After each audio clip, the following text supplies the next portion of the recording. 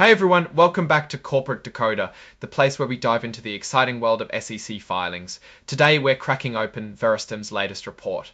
Don't worry if you don't know what that is by the end of this video, you will without falling asleep hopefully.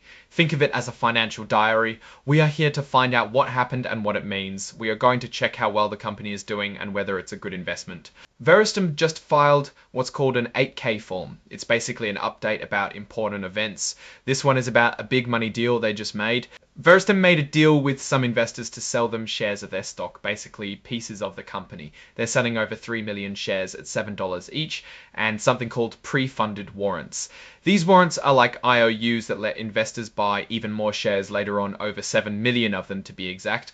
These pre-funded warrants cost about $7 each, and they let the investors buy the company's stock for basically nothing, like a fraction of a cent. It sounds crazy, but it's a way to get money now and promise more shares later. These warrants don't expire. The company hopes to get around $75 million before paying fees to the agents that arranged the sale.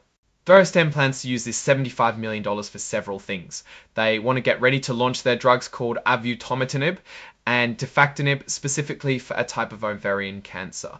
They also plan to keep researching and developing other potential products and cover general expenses. Some firms, such as Guggenheim Securities, Bacteg, and others, helped Verastem find these investors. They're called placement agents. Verastem is paying them fees for their work and also covering some of their expenses.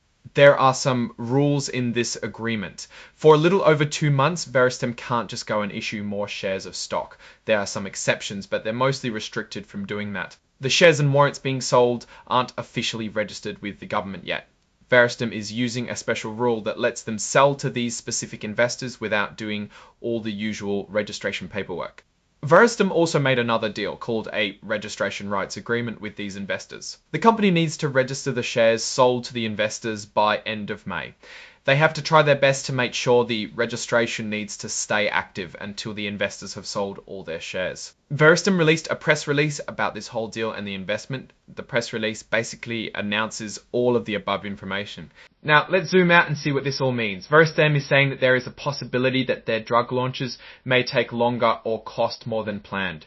Raising money like this can make current stockholders own less of the company.